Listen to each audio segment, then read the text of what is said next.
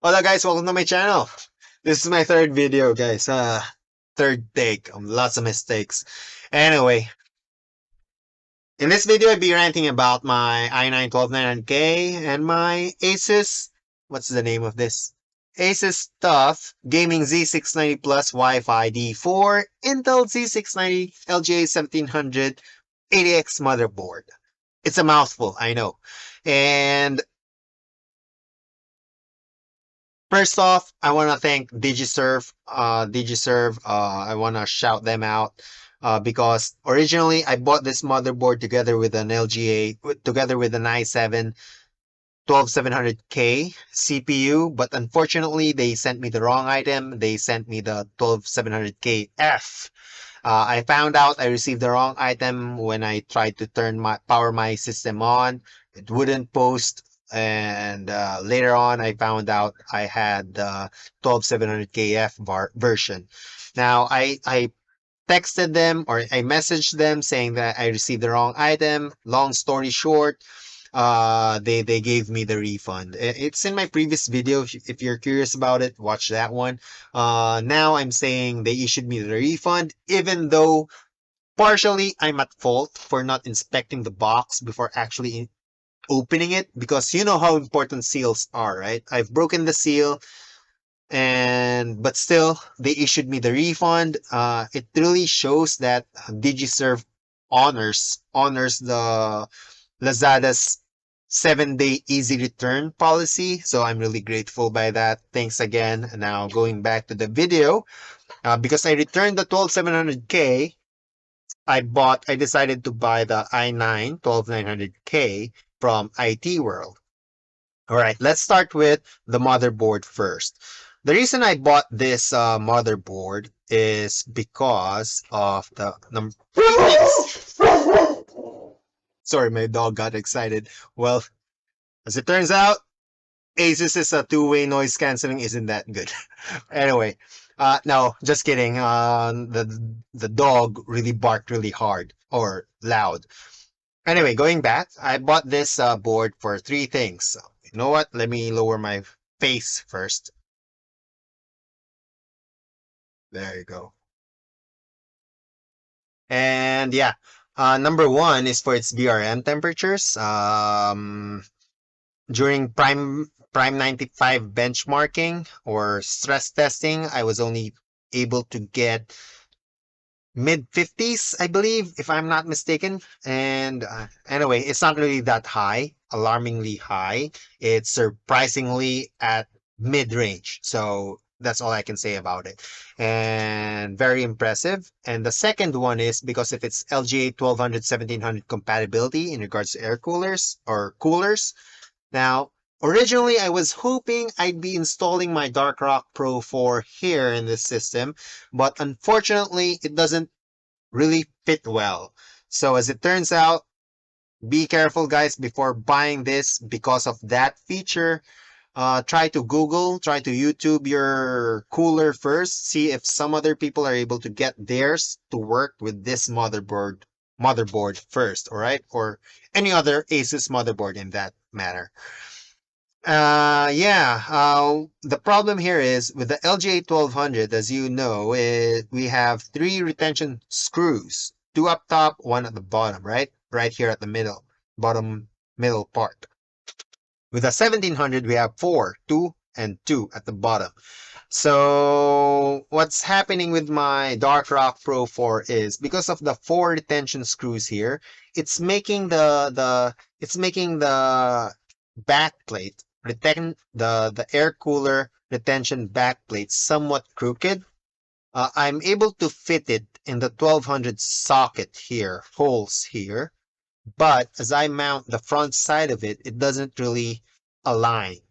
So yeah, I could pretty much maybe I don't know. I don't have enough time. I don't have the time to make it work. Maybe I could have jerry rigged it where I loosened part of the screws here and then here and then maybe somehow align it properly, something like that. Maybe I wouldn't know, but all I'm saying is as that experience what that experience pointed out was not all coolers would particularly fit or necessarily fit in this motherboard just because it has 1200 holes in them. All right. So just be careful. If your reason into buying this board is because you have an existing cooler already, be careful. Google YouTube first, because otherwise you may be forced to buy a different motherboard or maybe buy a cooler for this board for the 1700 slot.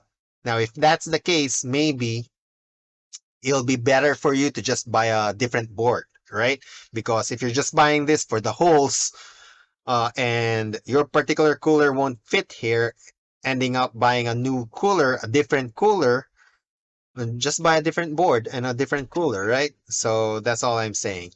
Again, not all coolers are compatible with this particular board. With other ASUS motherboards, I don't know. I only have this one here, and that's what I've experienced or noticed. So what I ended up using was the EK Velocity 1200 cooler water block, and that mounted nicely. But you know how it is. At the back of my mind, I know for a fact that the bracket is not perfectly sitting. It's not sitting properly or perfectly, right? So I've been installing. This is actually free from EK. They sent this to me. It cost me like 1 cent, and they sent this to me, or I ordered it and they sent it to me, and I'd be installing it into my system, but it'll be for a different video content where I try to find out if the 1200 bracket and this particular bracket will make any sort of difference in regards to thermal reading. So maybe subscribe as to not miss out on that video. I'm forgetting how to speak, guys. I'm starting to stutter. Anyway, that's it for air coolers. Now, in regards to thermal readings, guys, if this is if this will be your first time buying a unlocked CPU, whether it's Ryzen or an Intel, be ready to get or read higher thermal readings than you're comfortable with, all right? Because it's an unlocked CPU, and right out of the box, the motherboard is not really designed to give an efficient power for the CPU. It's giving an unnecessarily high power, unnecessarily high voltage to the CPU, giving a unnecessarily high temperature. All right. Now, in my opinion, I really believe a dual tower air cooler will be sufficient to cool this i9. That's why I'm really annoyed I wasn't able to get the dark rock fit into this board. I really wanted to try that one out.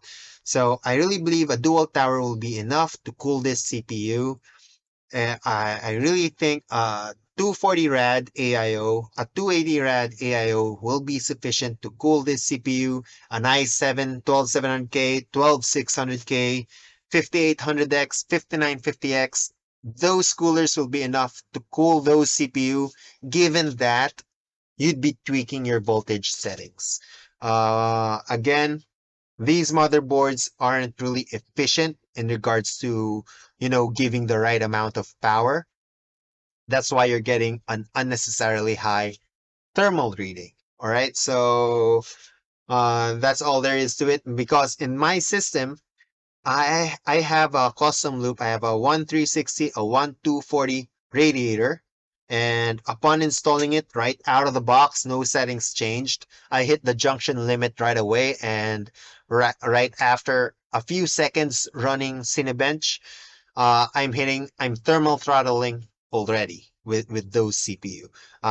System is stable. You know how it is. The CPU, the motherboard has its own way of protecting itself by thermal throttling it. So system was stable, and but thermal throttling, right? And imagine I have a 360 and a 240 rad. Only the CPU's working, the GPU's idle. So, and it's still thermal throttling.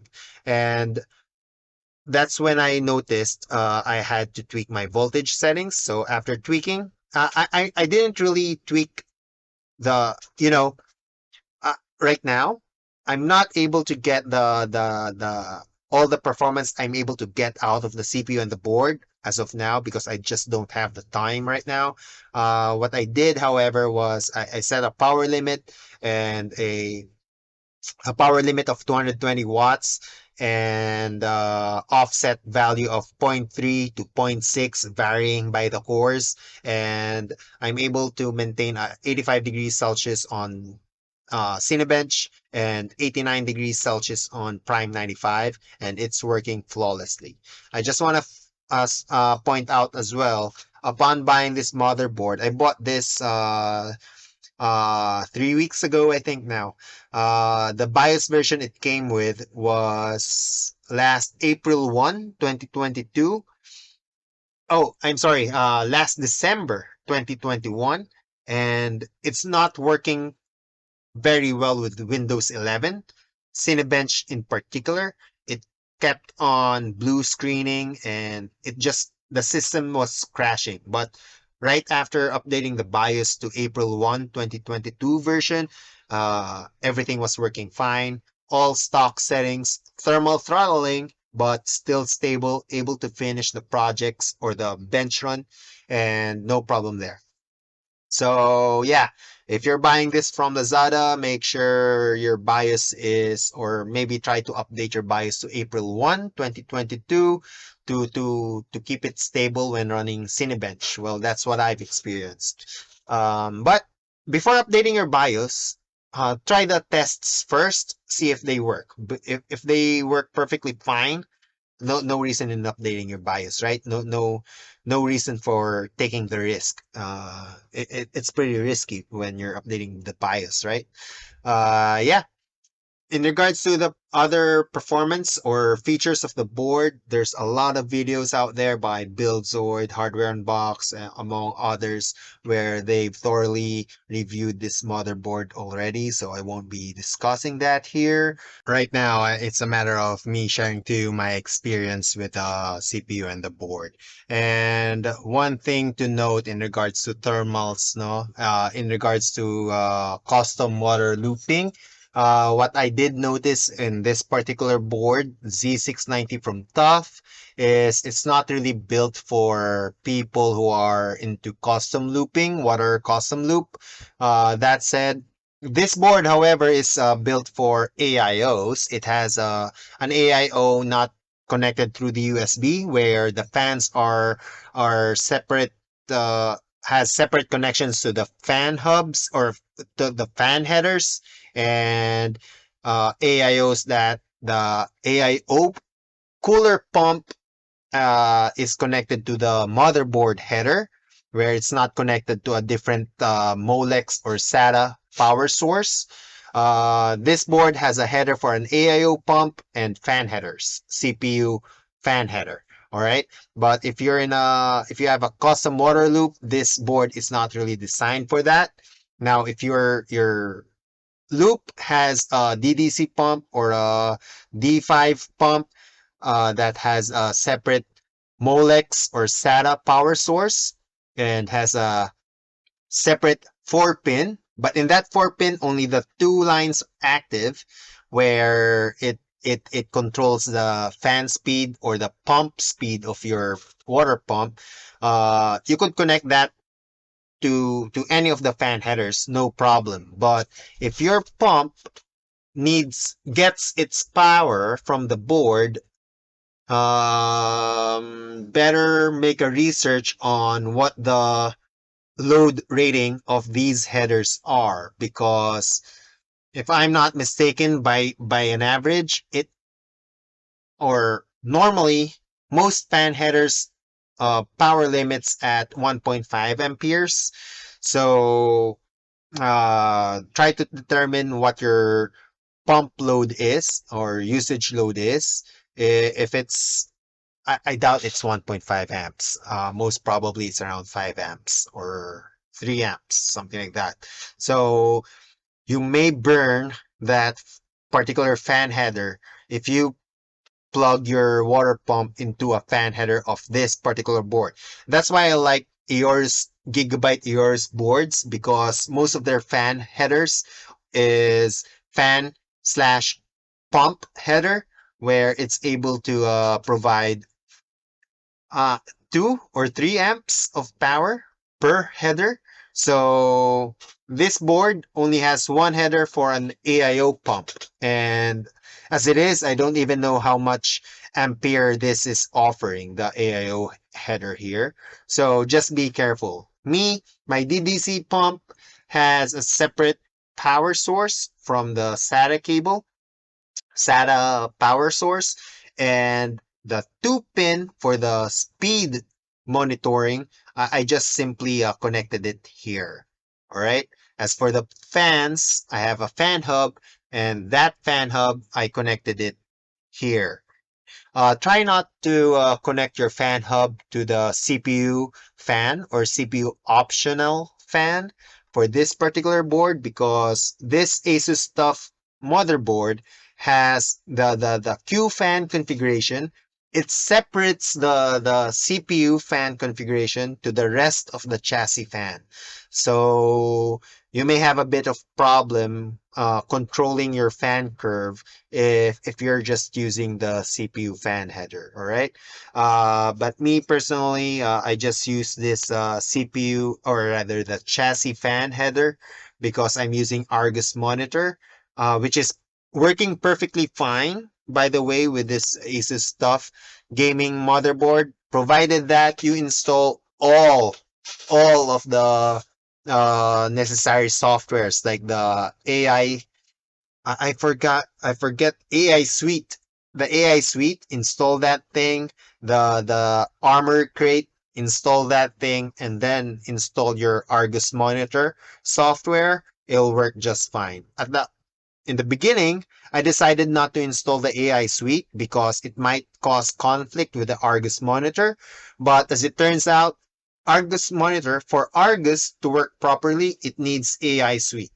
Uh, Anyway, that's how it worked for me. At first, it won't recognize my fans because for whatever reason, but after installing AI Suite and Armory Crate, that's when I got Argus Monitor to work, all right?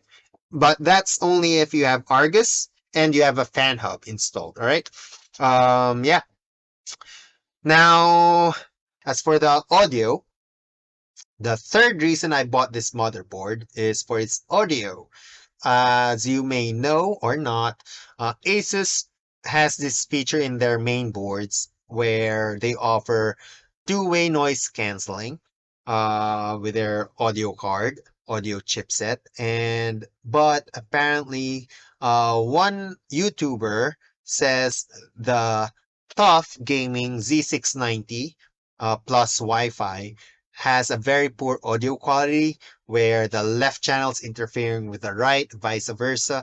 And the mic is producing static noise, very low level, stuff like that, noises here and there.